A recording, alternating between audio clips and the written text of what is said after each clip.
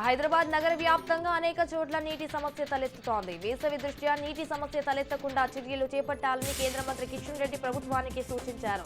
సనత్ నగర్ పరిధిలోని లోద అపార్ట్మెంట్ వాసులతో సమావేశమైన కిషన్ రెడ్డి మంచినీరు లేక ప్రజలు తీవ్ర ఇబ్బందులు పడుతున్నారని, తక్షణమే ప్రభుత్వం చర్యలు తీసుకుని నగరంలో నీటి సమస్య లేకుండా చూడాలని అన్నారు. పార్లమెంట్ ఎన్నికల కోడ్ అమల్లోకి రావడంతో పోలీసులు వాహనాల తనిఖీలు ముమ్మరం చేశారు. ఇదే క్రమంలో అబిడ్స్ పరిధిలో విస్తృతంగా సోదాలు నిర్వహించారు. రామకృష్ణ థియేటర్ వద్ద తనిఖీలు చేస్తుండగా ఓ కారులో 40 లక్షల నగదును పట్టుకున్నారు. ఎలాంటి పత్రాలు లేకపోవడంతో కేసు నమోదు చేశారు.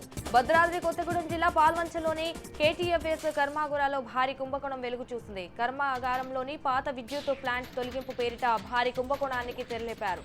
కాలం చెల్లిన విద్యుత్ ప్లాంట్ ను మూసివేయాలని కేంద్రం ఉత్తర్వులు అక్రమార్కులకు వరంగా మారింది. తుక్కు రూపంలో విక్రయించే టెండర్లలో సుమారు 100 కోట్ల బట్టబయలైన భారీ స్కామ్ లో ఓ కీలక అధికారికి 15 కోట్ల వరకు ముట్టినట్లు ఆరోపణ వెల్లువెత్తుతోంది.